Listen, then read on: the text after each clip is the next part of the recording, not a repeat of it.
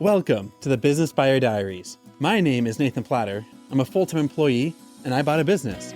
I did everything right, from finding the deal, handling all the due diligence on 63 opportunities, and ultimately bought a profitable gym. And boy, was I in for a big surprise as a new owner. I chronicled everything in real time, including the biggest wins to the stressful nights at 2 a.m. I'm sharing my journey without sugarcoating anything, so you don't make the same mistakes that I did. Here's today's episode. Hey, good morning. Today is instructor training day. For basically what that means for us, it's that quarterly continuing ed class to make sure our staff are all on the same page. They're up to par with group fitness, with different alternatives, like if someone has a bad back or a DP on their left arm or whatever.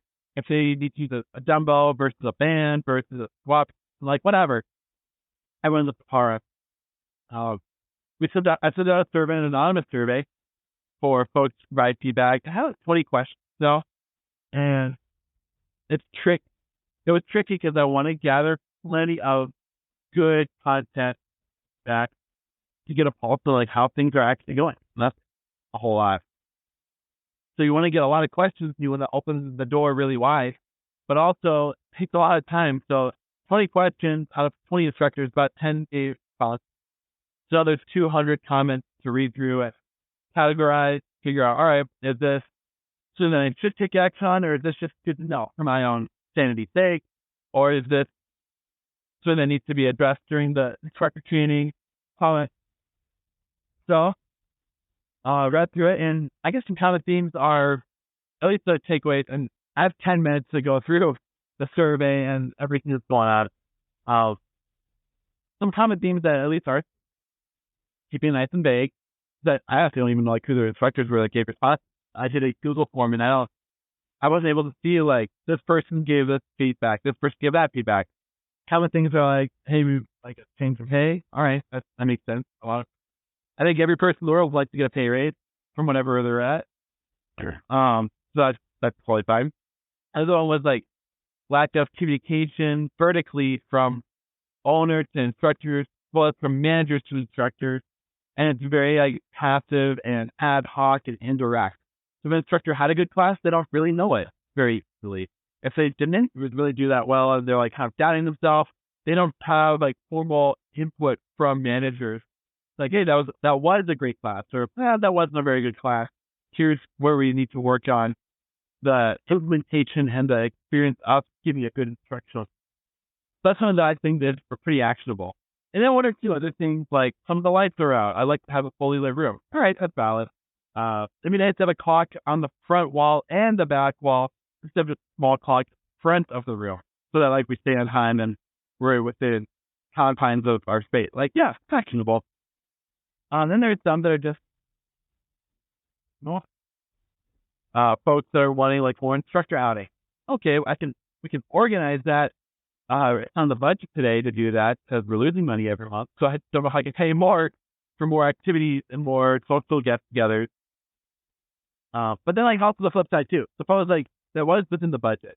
Now we're gonna kind of coordinate 20 different schedules so that 20 people want to come to the same event, and that's probably be similar. Like probably something for 2010 show, 7 like the experience, and so like is it worth the hassle and the energy to do it?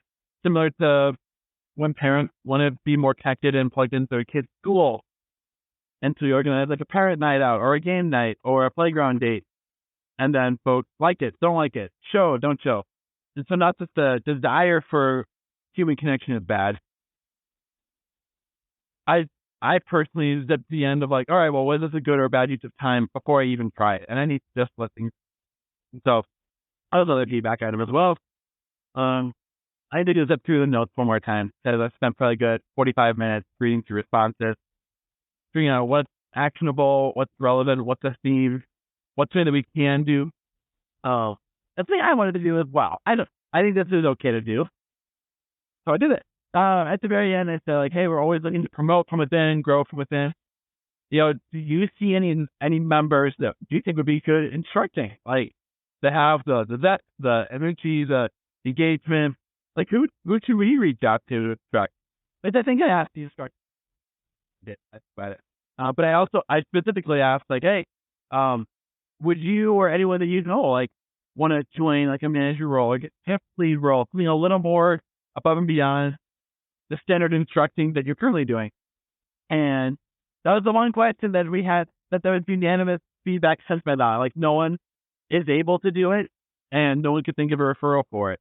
So out of all the questions, that was kind of funny. That's the one that had like the same response of because everyone else is like, I want more cost, less cost.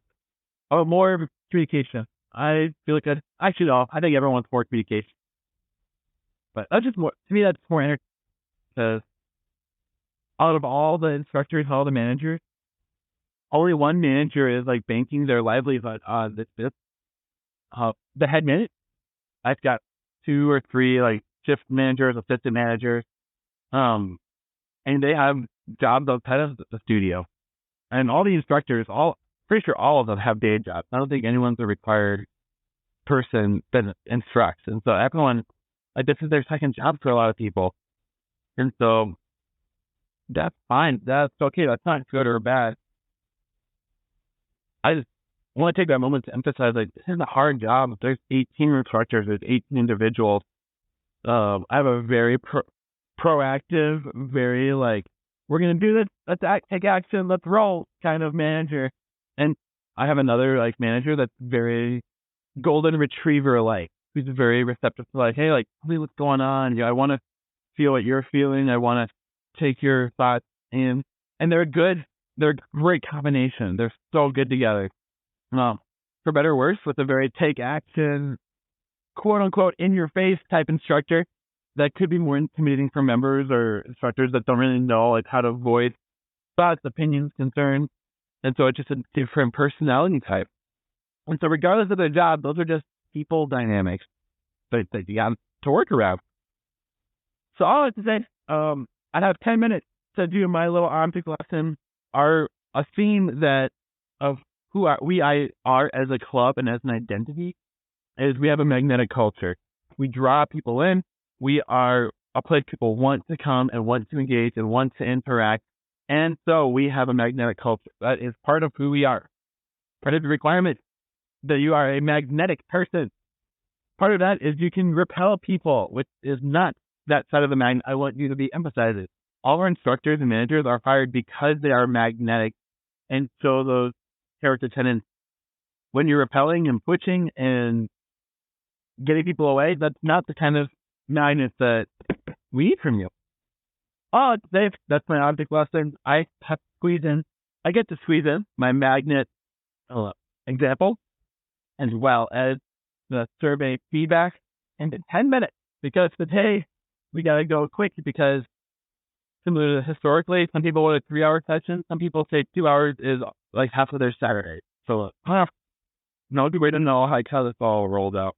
I guess my biggest takeaway is open the door for conversation, allow input, allow feedback, acknowledge that you can't do everything. It'd be phenomenal to rule or run by consensus, but literally like on almost every question, there are opposite opinions on the same question.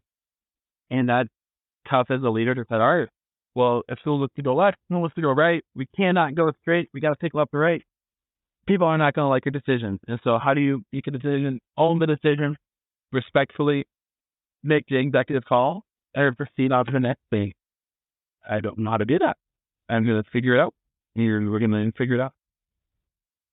That's where we're at. That's where we're going. Time to steady up and then get ready for phenomenal time. Let's rock and roll. This has been another episode of the Business Buyer Diaries. Subscribe so you don't miss the next episode. I hope you're realizing that business ownership is no cakewalk. Check the podcast notes for a link to the DIY due diligence program, the complete list of show sponsors, and for media inquiries. Music written and composed by Wes Schrock. I'm your host, Nathan Platter. Join me again on the next one.